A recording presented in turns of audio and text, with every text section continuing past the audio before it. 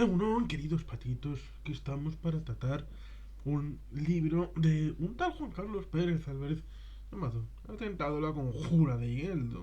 Un libro que salió en el año 2018 y concretamente en febrero de aquel año 2018.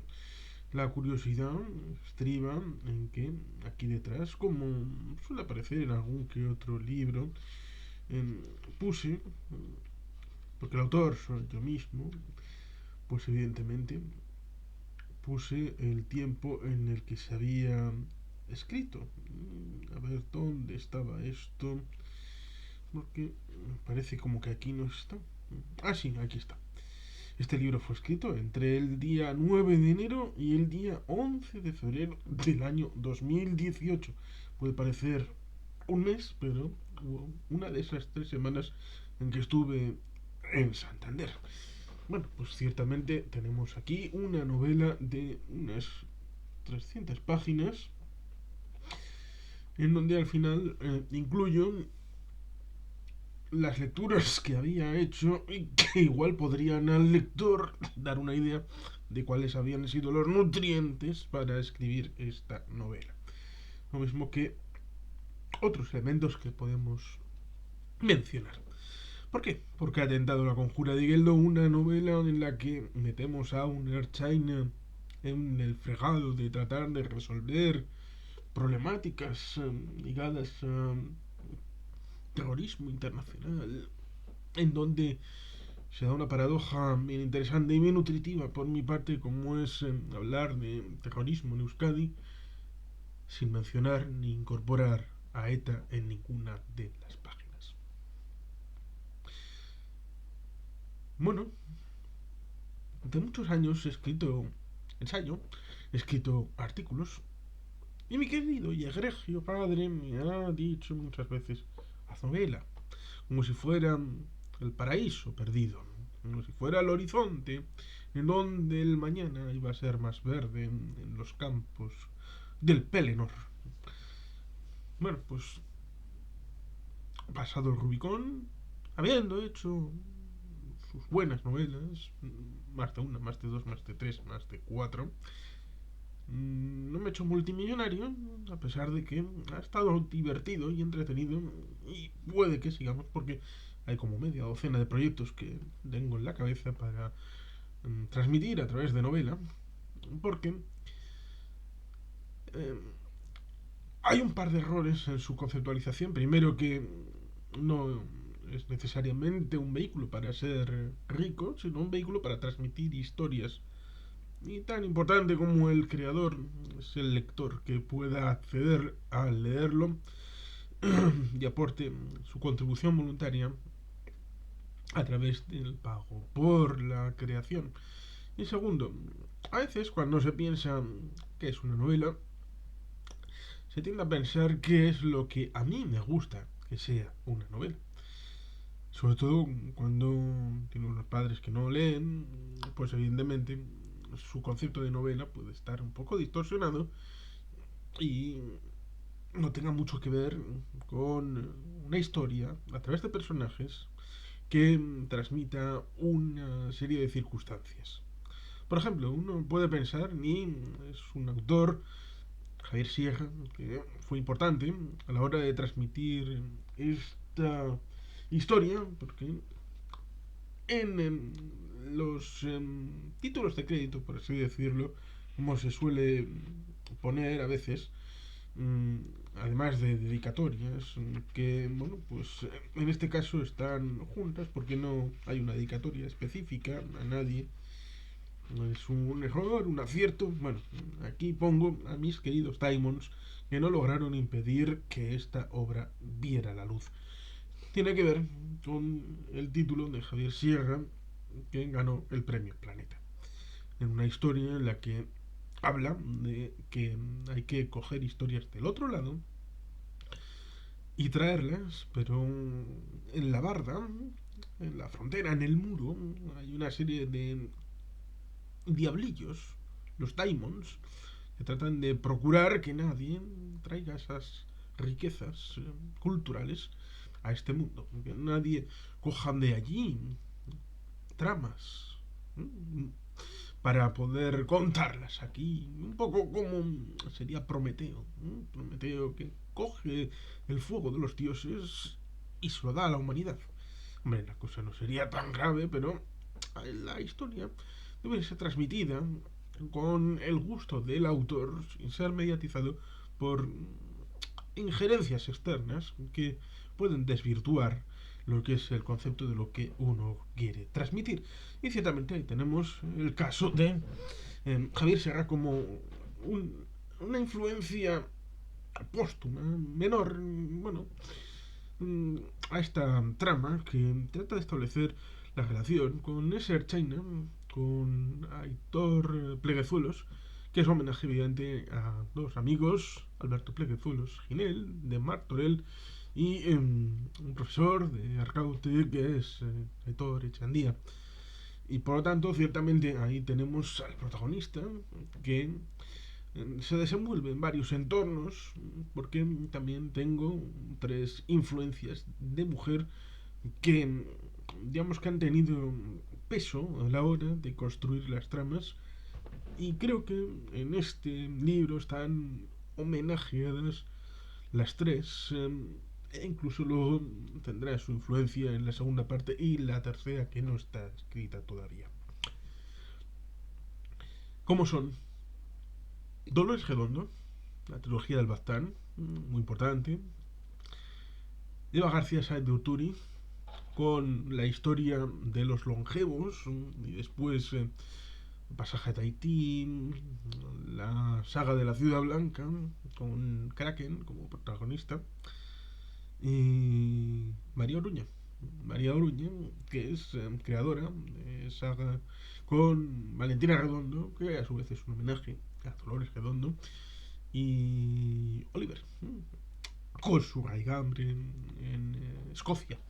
Con lo cual tenemos un trío, un protagonista de influencia para un servidor a la hora de haber leído sus novelas y haberme nutrido espiritualmente de una forma de ver, sobre todo con la primera novela que está llevada al cine, con esa película del silencio de la Ciudad Blanca, en donde uno, cuando lee la novela, ve el trasfondo de una historia que es muy de país. Y quiero recordar que en una firma se lo dije, porque la Ciudad Blanca, Vitoria, es protagonista imprescindible, pero, y esto es lo interesante, cuando se produce el giro de pensamiento de he descubierto yo soy Kraken y he descubierto quién es el malo. ¿Dónde lo descubre? Lo descubre en Pamplona.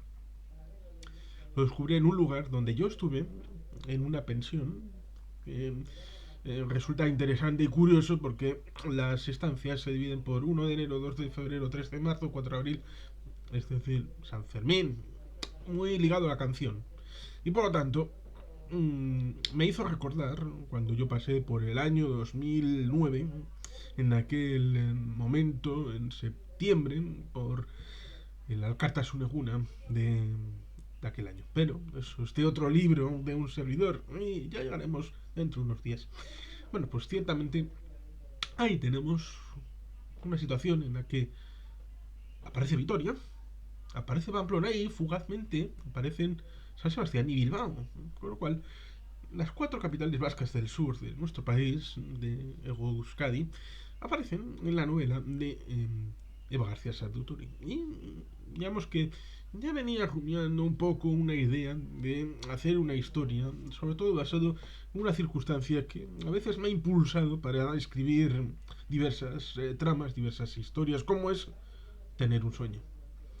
Haber soñado y recordar es algo que, bueno, tenía en mi pasado, pero a veces tienes tiempo cuando te despiertas y empieza a desvanecerse la frescura de las imágenes, si es que ha habido alguna. Tienes tiempo a veces para escribirlo, para hacer ajuste de notas, de apuntar algo para más adelante, tal vez utilizarlo en algún libro. Bueno, pues a veces sí, a veces hay esa suerte. Y en este caso hubo esa suerte. Fue en la Navidad de 2017-2018. Fue una Navidad donde la pasamos en Benidorm. Y antes de ir a Benidorm, tenía ya algunos apuntes ahí escritos. Y fue en una habitación de hotel de Benidorm donde maduraron esas tramas. Y al volver, empezaron a ser escritas entre ese día 9 de enero y el 11 de febrero. ¿Qué pasaba? Pues ciertamente el sueño fundamentalmente tenía que ver con un puente, con los coches cruzados, una persona corriendo desde un extremo hacia el otro. Y ahí es cuando te empiezas a hacer preguntas, te preguntas, ¿esto dónde es? ¿Por qué están los coches cruzados? ¿Quién es ese que está corriendo? ¿Por qué corre? ¿Y por qué corre en aquella dirección hacia allí? Cuando se ve que en teoría que este lado de aquí está más, por decirlo, civilizado y el otro está un poco más descubierto, hasta que descubren que es el puente, bueno, un puente de Donosti, de San Sebastián. Y ese puente ya lo conocía porque he visitado la ciudad de San Sebastián bastantes veces y va sobre el río Urumea, cerca de una zona universitaria. La parte de atrás no es ni Gros, no sé si es... bueno, pues está bastante más atrás de la estación de autobuses, donde está ahora Tabacalera también, y la nueva estación que va a ir del tren de alta velocidad. Bueno, pues ciertamente ahí había un inicio, que es el inicio y final formal del libro. Pero aparte, evidentemente, lo que todos los libros tratan de transmitir, como es una idea de ser un vehículo para contar tramas, para contar cosas. En este país llamado Euskadi hemos tenido una lacra terrible, absolutamente increíble, aunque a veces bastante comprensible en otros escenarios, porque Alemania tuvo la Bader-Meinhof, en Colombia han tenido el ELN, las FARC, esta lira de la República de Irlanda y del norte de Irlanda, el caso de el trozo británico de la isla Esmeralda. Y por tanto, grupos terroristas ha habido muchos y nosotros en Euskadi hemos tenido la desgracia de contar con Euskadi Taskatasuna. No Euskal Herria Taskatasuna ni ATA, como a veces pudo pensarse que iba a llamarse, que ATA dicen que es pato. Con lo cual mejor, queridos patitos, mejor que no esté ligado el glorioso icono de este canal a un grupo terrorista. Mejor al Pato Logan, mucho más rico. Bueno, pues ahí tenemos un asunto en donde, desde por ejemplo la película El Lobo, del año 2004, donde, como muchas otras, el paisaje del País Vasco siempre es glamuroso, alegre, exótico a veces, pero la trama siempre solía ser. Están los grupos de paramilitares, las cloacas del Estado, ¿no? Como pasaba en esa película y en otras, como por ejemplo Gal, que creo que nada más está José Corona. Bueno, ahora no lo recuerdo, porque José Corona no lo recuerdo, no hay país para maldad, no hay, sí, no hay país para maldados, aquella con la trama también, terrorismo, que hacía de Santos Triñaz. Bueno, pues... y en el otro lado tenemos invariablemente a ETA, el conglomerado de la izquierda chale y todo esto, con lo cual tenemos los dos extremos. ¿Dónde está el problema? Pues que en medio está la chacha, el PNV, el gobierno vasco, no solamente desde el año 80 en adelante, que eso es invariable después de la reinstauración de la autonomía vasca, pero también entre el año 60 y el 80, que son los años de gobierno en el exilio del Endacari Sarra, del Endacari Leizaola. Y eso me reconcomunía por ahí dentro de que cómo demonios puede ser que haya novelas con temática vasca en donde no aparezca el PNV, no aparezca el gobierno vasco, no aparezca nada de la centralidad de la sociedad vasca y se centren en el conflicto extremo entre lo que había sido los grupos antiterroristas de las cloacas del Estado y el Estado propiamente dicho. Bueno, en general, aunque sea distinto cada concepto, pero por hacer un trazo grueso, estaba en un lado el Estado y las cloacas del Estado y en el otro el terrorismo y lo que ETA significa. Aquí eso tenía que hacer algo con ello. Y por tanto, incorporan un discurso a través de los personajes en la novela, a través de los momentos, las situaciones, las propuestas, en donde considero que se aporta una visión del país que la echaba en falta, porque cuando uno escribe se dan varias circunstancias. Primero, uno escribe lo que quisiera leer. También hay otros que escriben lo que cree que otros quieren leer. En mi caso, trato de escribir novelas que a mí me gustaría leer como lector. Y tengo la impresión de que yo soy el primer lector en esa hipótesis que viene de coger tramas de otro lugar, que es el sueño, el mundo onírico, y traerlas a este mundo para regocijo de los lectores, sean uno o 300.000, los que sean. Y por otro, pues evidentemente está ese asunto de que a través de la escritura, cuando uno, porque esto, si partes el hilo, si partes las discontinuidades, pues entonces desaparece ese vínculo mágico, porque los personajes te hablan y te dicen qué es lo que ellos piensan que debe ser su propia trama. Te acaban sugiriendo lugares, giros, frases, cosas que, bueno, quizá Freud diría, esta es una vinculación con el subconsciente, con tus propios bajíos, con tu propia sentina, con tu propia alma, que está afluyendo para escribir esos personajes y esas tramas, cosas que te niegas a ti mismo. Como diría Jack Nicholson en Algunos hombres buenos, ese lugar que no cuentas a tus amigos, en ese lugar íntimamente me quieres, en ese muro, me necesitas en ese muro. Bueno, pues ahí ese muro es el que salta el escritor para coger esas tramas y traerlas para acá, traerlas a este mundo y traerlas para poder transmitirlas a través de esos personajes y de esas circunstancias.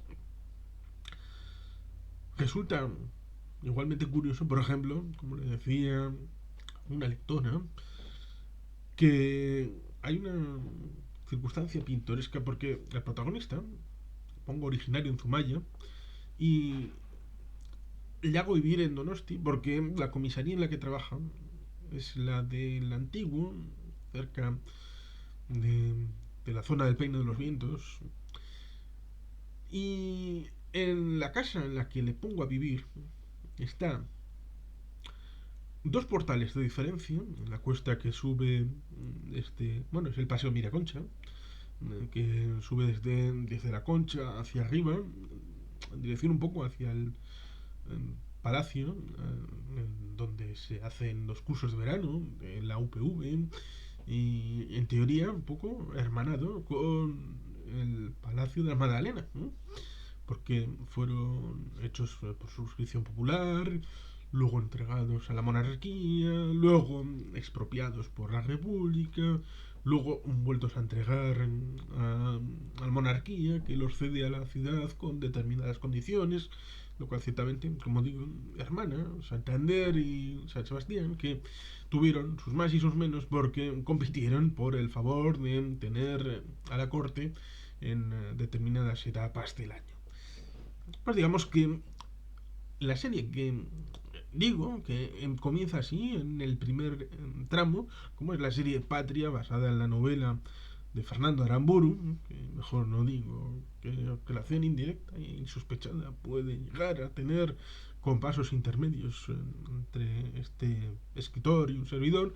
Bueno, pues cuando escribió Patria le hicieron la serie al de un tiempo y empieza con la protagonista, mujer, saliendo del pueblo y llevándole a vivir a San Sebastián, a la ciudad, para que las presiones de la izquierda chale no le afectaran tanto. Pues a esta señora la ponen a vivir a dos portales de donde yo pongo a vivir a mi protagonista. Es curioso porque evidentemente la serie salió muchísimo después y en el libro nunca se especifica este dato, es decir, que es creación nueva de la propia serie. Casi se podría decir que quien ha hecho la serie ha leído mi novela o se ha inspirado, o es una puñetera casualidad, que es lo más habitual. Pues ahí tenemos una circunstancia en la que la familia original de este protagonista es de Zumaya, este bonito pueblo en donde yo conocí el día 26 de diciembre, sí, de diciembre, 26 de diciembre de 2007, es el día en el que asesinaron a Benazir Bhutto, que tiene un libro bien interesante póstumo como es Islam, Democracia y Occidente, que tiene un vídeo en este canal, y que es un libro de estos que te impacta, sobre todo la primera parte, el primer tercio es fundamental, es un pilar para entender muchas cosas del otro lado, desde el punto de vista de alguien que es musulmán, sobre el asunto de la democracia y la compatibilidad o incompatibilidad respecto a la religión islámica. Leer es importante, es traspasar esas barreras. Pues evidentemente tenemos ahí una circunstancia en la que quería transmitir esa Zumaya que yo pude conocer en un día, porque después he estado puntualmente, pero estar todo el día en Zumaya fue ese día del 26 de diciembre del 2007 en el que fui a cometer una tarea y me volví sin poder haberla hecho, lo cual es increíble, pero pude tener esa aproximación a Donosti. Como digo, he estado bastantes veces. En el 2004 estuve en un curso de verano y, bueno, pues ciertamente quería transmitir a través de la implicación de el Mossad, la yihad, los servicios secretos de Estado, del CNI y la propia Chancha, quería transmitir una trama, una historia que curiosamente le vino bien de estar postergada hasta ese momento, porque sin los sucesos de las Ramblas de Barcelona, de Alcanar, era difícilmente posible haber alcanzado el nivel de engranaje para poder transmitir esta historia. Tiene bastante de adquisición de esas circunstancias y deglutir parte de lo que pasó lamentablemente en los atentados en Cataluña y los elementos que fueron saliendo respecto a los personajes y a las circunstancias. Y evidentemente hay que poner en valor todo eso. Lo mismo que, por ejemplo, Úrsula K. Le Guin, que es la autora de Historias de Terramar, dice que nunca había pensado que fuera una trilogía porque quería escribir más tramas de los personajes, de las circunstancias de ese mundo de fantasía que había creado, pero no encontraba el suficiente material para tirar adelante con su trama y con sus circunstancias. Tuvo que pasar 18 años de su vida hasta para pasar de la costa más lejana, que es el número 3 a Tejano, que es el número 4. Y de ambos tenemos vídeo en este canal. Y por lo tanto, uno puede llegar a entender, visto el propio tracto creativo, cómo se tiene esa circunstancia para escribir, como diría Gandalf, un mago no llega tarde, ni pronto, llega cuando se lo propone. Pues parece que los libros también llegan cuando pues un daimon se queda dormido y permite ese tránsito de la historia en el sentido a este mundo de aquí. Trataba, evidentemente, de trasladar una historia, una trama, donde hubiera Donosti, pero también hubiera Vitoria. Recordemos, a fin de cuentas, el protagonista es el Chanch, es miembro del cuerpo de policía del País Vasco y por lo tanto, además del homenaje a mi querido amigo, profesor de Arcaute, Arcaute como academia está en la cercanía de Vitoria, no está en términos municipal de Vitoria, está cerca, al lado, yendo en dirección a Pamplona. Y además quería ponerle en un brete en donde tuviera que conceder un par de entrevistas, una a un medio escrito y otra a un medio audiovisual, a dos de los más vistos y leídos en el país, como son el programa de Ana Rosa, igualmente aparece Ana Rosa y Joaquín Prat Jr., y antes que eso, a el diario vasco, a Alberto Surio, en unas circunstancias que los lectores juzgarán si es el homenaje acertado o está incorporado de alguna manera aviesa, como alguien pudiera pensar, por el escaso amor que tiene el autor para con estos medios de difusión que no consume. Por lo tanto, ahí teníamos una serie de circunstancias. Evidentemente, lo primero que había que hacer, primero, era abrir el juego con una escena de persecución en San Sebastián que culmina en ese momento, en el puente, en el momento de ser o no ser, y ahí hacer un flashback al inicio de la historia. El inicio es el último domingo de septiembre, cercano al día de San Miguel de Aralar, y como todo el mundo debería conocer, o tal vez no, es el último domingo Alderdi, Eguna, el día del Partido Nacionalista Vasco. Este es un momento del año importante que se copió en parte del Día de Adecos y Copellanos en Venezuela a través de Iñaki Mirena Anasagasti para establecer una circunstancia que pasó en la transición, como que se hacían eventos unitarios, pero se diluía entre las siglas de la sopa de letras de los actos unitarios aquellos que tenían escaso músculo pero mucha verborrea y presencia mediática y aquellos que tenían mucho músculo pero aparecía como uno más en la sopa de siglas de los comunicados conjuntos, de los eventos conjuntos y por lo tanto sobre todo porque en aquel momento hasta el año 78, 79 bueno, hasta poquito antes de la elección primera al Parlamento Vasco, se hacían los Aberri-Eguna, que es el Día de la Patria, que es el día de Pascua, en honor al día de Pascua de 1882, donde Luis Arana le contó a Sabino cuál era su verdadera patria, y en 1932, en el 50 aniversario, es el primer Aberri-Eguna de la historia, pues en la época de la transición se hacían Aberri-Egunas conjuntos, por tanto, no había una fecha señalada donde el PNV, solamente el PNV, hiciera referencia a su militancia, a su masa social, a su visibilidad, y acabó institucionalizándose en 1977 las campas de Aralar, precisamente el primer Alderdigura. Y evidentemente se da esa doble circunstancia en donde, sí, el protagonista, Aitor Pleguezuelos, es militante del PNV. Pero no está como militante del PNV, sino como miembro del grupo de seguridad. Porque evidentemente, como hay muchas autoridades, siempre hay necesidad de guardar la seguridad.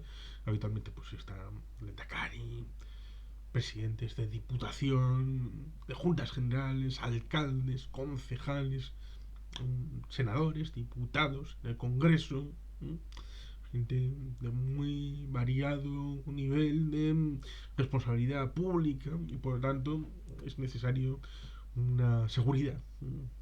Además de, evidentemente, las aglomeraciones que suelen ser en torno de 100.000 personas, pues evidentemente puede haber deseo, no digo que esté dando ideas, pero las ideas seguro que han fluido durante mucho tiempo.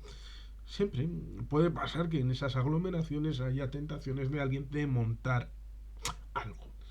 Por tanto, ahí está en la primera piedra de toque, en donde entramos con el protagonista en este Alderdigune del año 2019.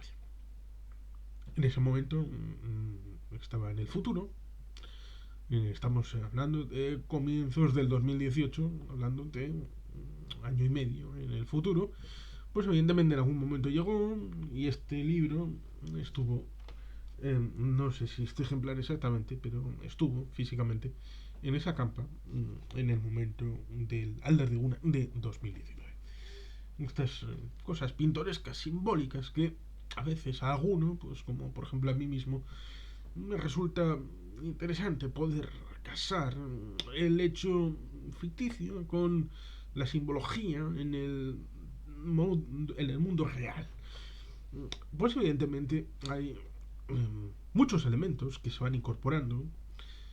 Escribirlo resultó en algunos momentos complicado porque para poder escribir un libro de 300 páginas había que haber ido perfeccionando la idea de ir ampliando las hojas en textos cada vez más largos. En este caso fue sobre todo en ensayo, artículos, cada vez con más hojas, más largos, hasta dar el salto a escribir un 300 páginas. Pero con esta circunstancia, que no sé si se entenderá, que a mí me cuesta sobre todo la descripción, ¿no?, de sitios, de personajes. Tiendo a ser muy sintético. Si tengo que decir que alguien entra en un pabellón y tiene que ir al otro lado y coger un libro porque lo necesita y luego ir a otro lado, pues la descripción se circunscribiría a lo que he dicho. Otro escritor seguramente empezaría a hablar de que entra a un pabellón que se hizo en tal año y que por ahí había habido pasado, había sufrido tal de X cosas. Por ejemplo, se inventaría que puede haber un río al lado y ha habido una inundación y hubo que reconstruirlo o no reconstruirlo, o por ejemplo que no se podía derruir porque las normativas no habían sino ido en el sentido de negar la edificabilidad al lado del río, y poner que si había en las paredes pladur, o si en un momento hubo amianto y lo quitaron, o si hay desconchones y poner el parqué o si no es parqué en el suelo y empezar a hacer descripciones de si habitualmente hay gente allí o no hay gente, y si hay un escenario o no hay escenario, si hay canchas para deporte y si habitualmente se ejerce el deporte o si están llenas de roña, y si hay una mesa o está dentro de una caja fuerte o está escondido o está afuera,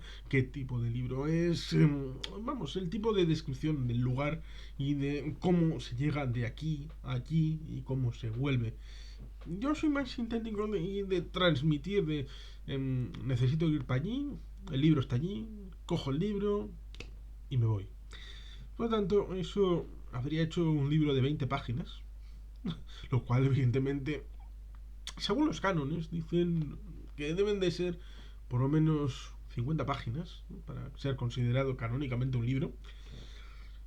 Y evidentemente la idea era hacer algo potente, algo con un buen número de páginas, de palabras, y por lo tanto había que esforzarse. Y ese esforzarse iba en dos vías. Una primera, tratar de sacar de las entrañas para poder hacer que avanzase el libro y evidentemente sin que parezca que es forzado para con la trama, de que no estás metiendo relleno y que estás haciendo un ejercicio simplemente de prestidigitación, prestidigitación.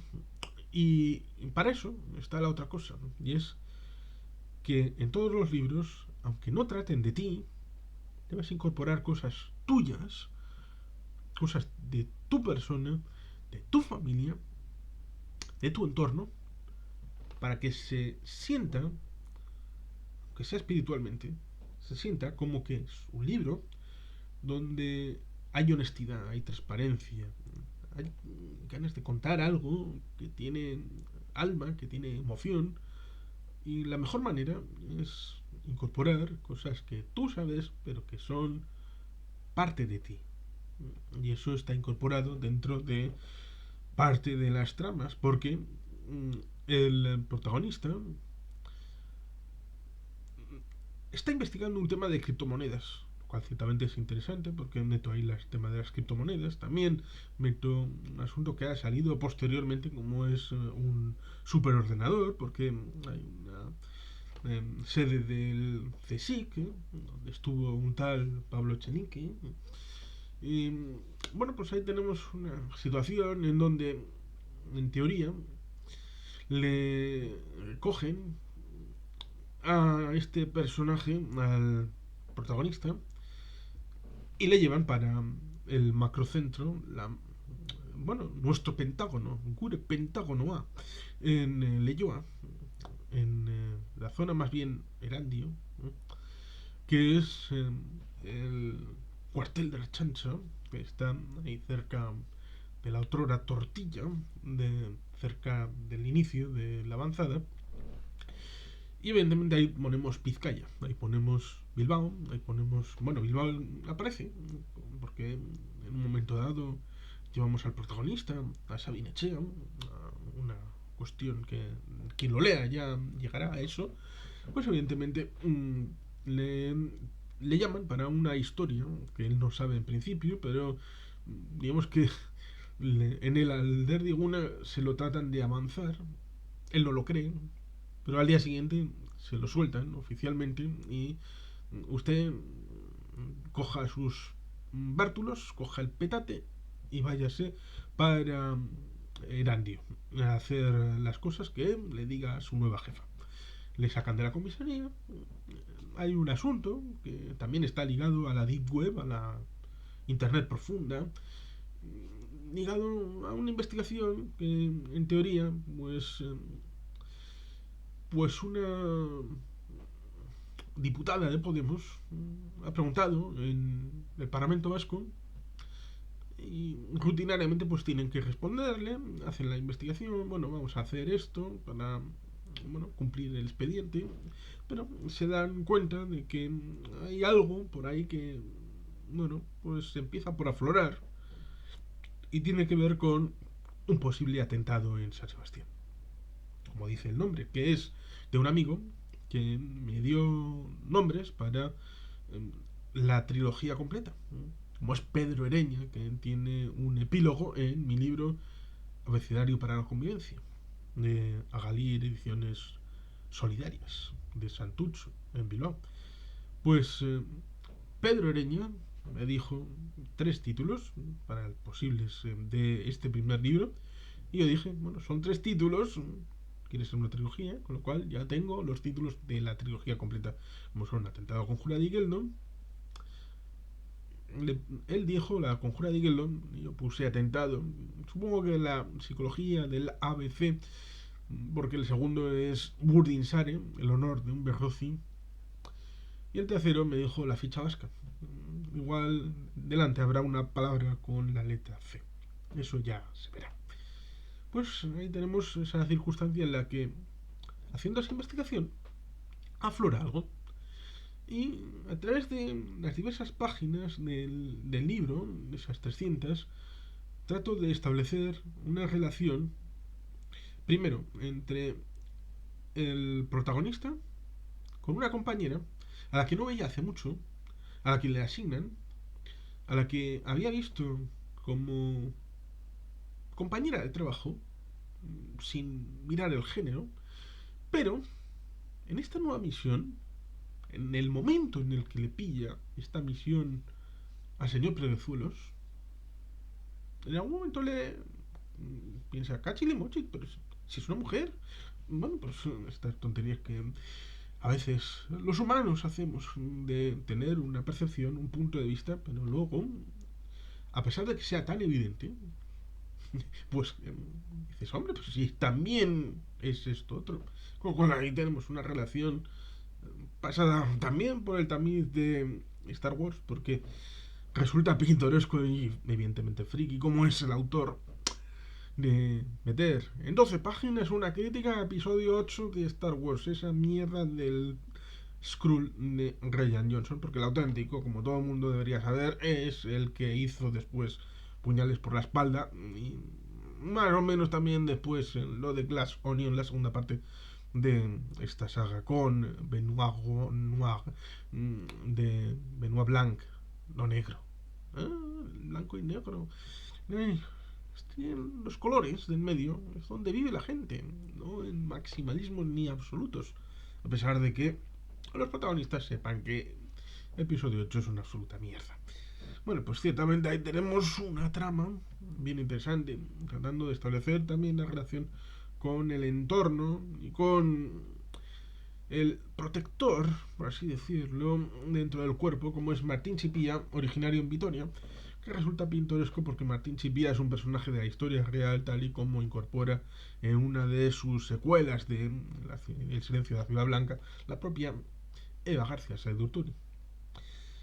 Es un personaje del año 1900, 1200, voy a decir 1900, no, 1200. 1200, durante 9 meses, la ciudad de Vitoria estuvo aguantando un asedio hasta que pudo pedir que se rindieran porque el rey de Navarra estaba buscando la paz en el otro lado del estrecho con parientes musulmanes. Porque hemos de recordar que a través de los Banu Qasi, los hijos de Casio, pero convertidos al Islam, en la zona de la Ribera, había una proximidad entre la monarquía pirenaica navarra y estos islamizados y como puente, aparte de bueno, pues la dirigencia de los islámicos, que habitualmente cuando uno piensa Edad Media, España, pues bueno, los reyes cristianos, y bueno, estos no son españoles, un momento raro, porque bueno, los musulmanes en realidad también eran españoles, pero bueno, pues ahí tenemos una circunstancia curiosa, pero eso es historia. Martín Chipía es un personaje real, pero mi personaje incorpora ese nombre para poner de relieve también Vitoria, e indirectamente porque después fue cuando salió el libro de Eva García Durturi, en la tercera parte, ese vínculo insondable entre bueno, libros que en principio no se conocen, pero bueno, los Daimons jugando a sus cosas, ¿verdad? Y por lo tanto ahí tenemos personalidades que, por ejemplo, Martín Chipía es un Berrozi, precisamente, que Berrozi es un pueblo que está en la zona oriental de Álava, lindando con Navarra, y que es donde se crea el embrión de la moderna Erchancha, porque tenemos en 1936 la Erchaña y Gilitua, con unas motos muy chulas, Luego habrá el debate en los años 80 comienzos, cuando a la Guardia Civil le obligaban a comprar las sanglas y las fuerzas del País Vasco compraban motos en la República Federal de Alemania.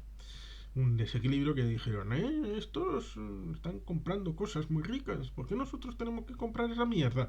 Bueno, pues ciertamente ahí tenemos un origen, en 1936, de un cuerpo que, como digo, fue originado en fuerzas especiales.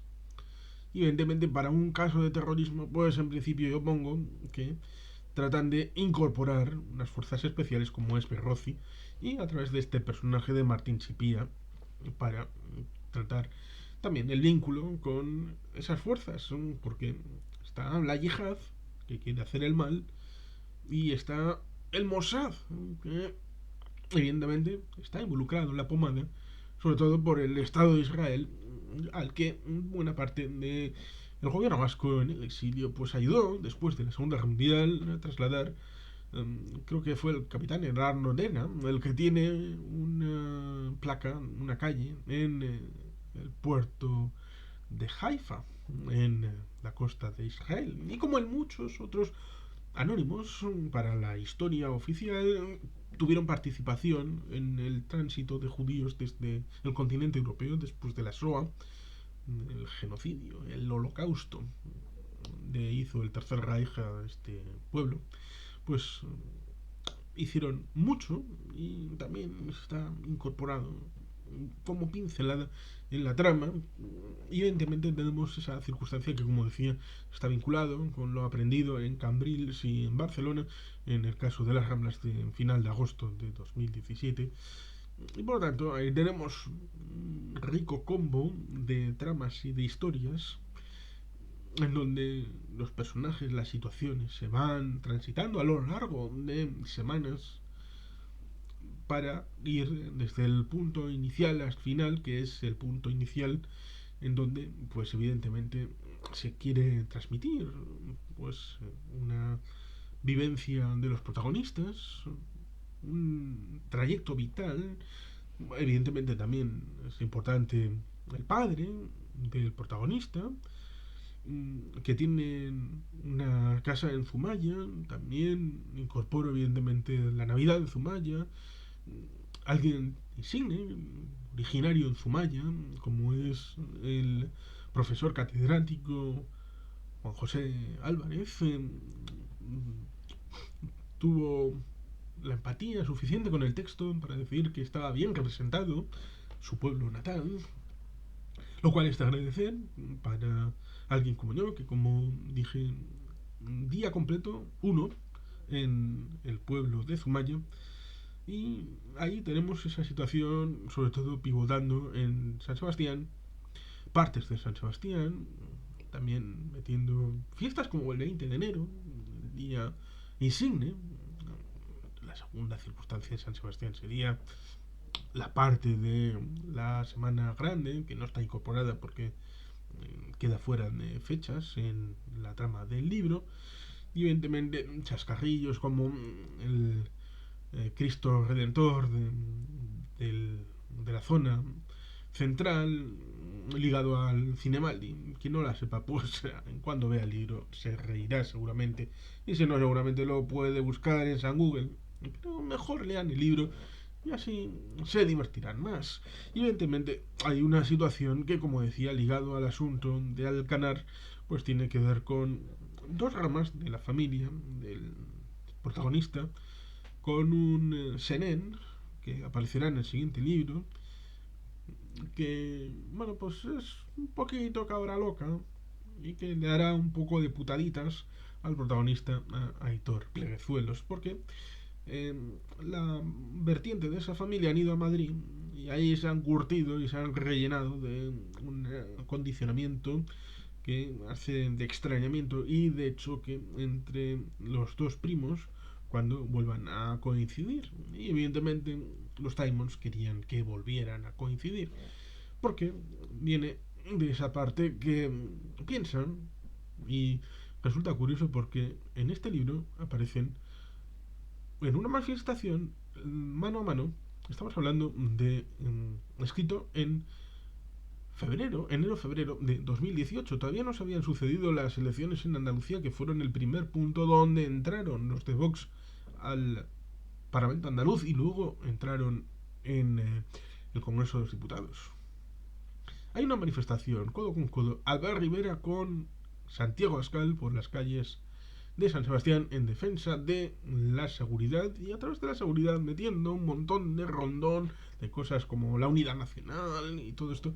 Y ahí está, en ese ámbito, el duelo entre Senén, que es proclive a esto, y el protagonista, que es Gelchales del PNV, como es Aitor Pleguezuelos. Y también, por supuesto, en homenaje a esa situación que, como decía, cogí el esquema a finales de 2017, nos fuimos de Navidad a Benidorm, a un hotel Diplomatic, y al volver, después de haber pasado Año Nuevo, empecé a desarrollar ese esquema y empezar a escribir. El día 9 de enero, pues hay una escapada del protagonista a Benidorm al Hotel Diplomatic, que está incorporado en esta trama. Lo cual evidentemente es de agradecer porque un servidor celebró su primer cumpleaños en la ciudad de Benidorm, con lo cual es una parte intrínseca de mi propio acervo y memoria. Pues ahí tenemos una trama que, como digo, está desarrollada en lo espacio-temporal, que trata de establecer esa relación con los personajes, de llevarlos a diferentes localizaciones del país, según incluso ellos mismos fueron requiriendo, que trata de contar una trama ligada al país, al yihadismo, el terrorismo, el Mossad, el CNI, el ámbito del Estado, el ámbito vasco, que trata de contar una serie de historias, ya sean particulares, ya sean colectivas, familiares, de las diferentes realidades que están ahí insertas. Y evidentemente aquí tenemos la circunstancia de la portada, donde está sacada desde un búnker de la zona del cinturón de hierro, que en una de las vertientes salía hasta el mar. En 1936-37 se intentó guarecer al Gran Bilbao para que la gente que estaba trabajando dentro del Gran Bilbao estuviera tranquila, porque bueno, tenían una guarnición para protegerse, pero más que para los de dentro, era para los de fuera, que estaban combatiendo a las fuerzas fascistas alzadas, sublevadas, insurreccionadas, se use el término que se use, en donde se les quería decir, tranquilos, podéis combatir sin estar pensando o sin estar poniendo un ojo a la retaguardia, porque hay un cinturón que protege vuestras familias que están allí refugiadas, ya sean del entorno propiamente o refugiados, como sucedió después de la batalla de Algueta y sucesivos, que fue en septiembre, finales de septiembre del año 1936. Pues decirles, combatid con fiereza, y lo hicieron mucho, porque hubo tomas y porque de día la aviación franquista con los alemanes y los italianos permitían avanzar, pero de noche retomaban las posiciones los gudaris, los miembros del Eusko Gudarostean, los miembros del ejército vasco. Pues evidentemente ahí tenemos una circunstancia interesante, porque en el cinturón de hierro, sobre todo en el ámbito más próximo al frente de combate, llegaba hasta la zona de Uribe Costa. Y aquí esta foto está sacada en términos de... primero está la zona de la Rabasterra aquí, y se intuye que en dirección hacia allí está la zona de Barrica, Urduliz, tan importante Urduliz para la compañera de Aitor Pleguezuelos en el libro. Y por eso quise utilizar esta imagen, que tiene bastante de verde en su colorimetría, y está sacada, como digo, desde la bocana del búnker con el teléfono móvil. Y por tanto, ciertamente, tiene bastante que ver en tanto en cuanto la protagonista pues también tiene que ver con la Nestosa, con Urduliz, en diferencia con el protagonista que viene de la zona Zumaya, San Sebastián.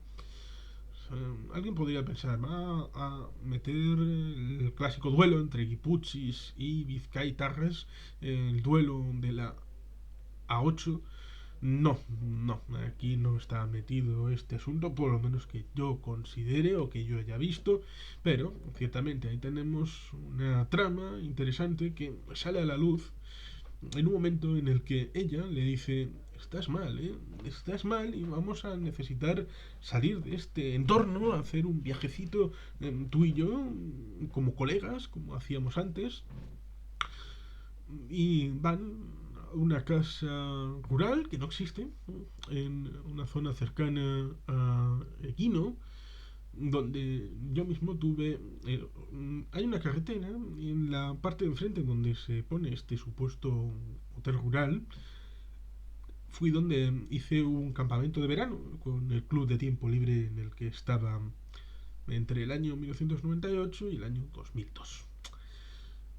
Y ahí es cuando sale a la luz buena parte de sus miserias personales en una cosa que al escribirlo me costó un descargo emocional importante, pero a la hora de leerlo, igual cuando alguien lo lea con mayor agilidad de lo que costó escribirlo. Esto seguramente sucede bastante, porque uno cuando va escribiendo tiene la dificultad propia de tratar de trasladar la trama y hacer que avance siempre hacia adelante y tratar de que no sea lineal, sino que abarque otros elementos, otros escenarios que en una versión hipotética de serie o película, pues evidentemente le dan lo que es no solamente la grabación, sino el montaje, para tratar de dar agilidad y seguir teniendo en tensión al espectador, al lector,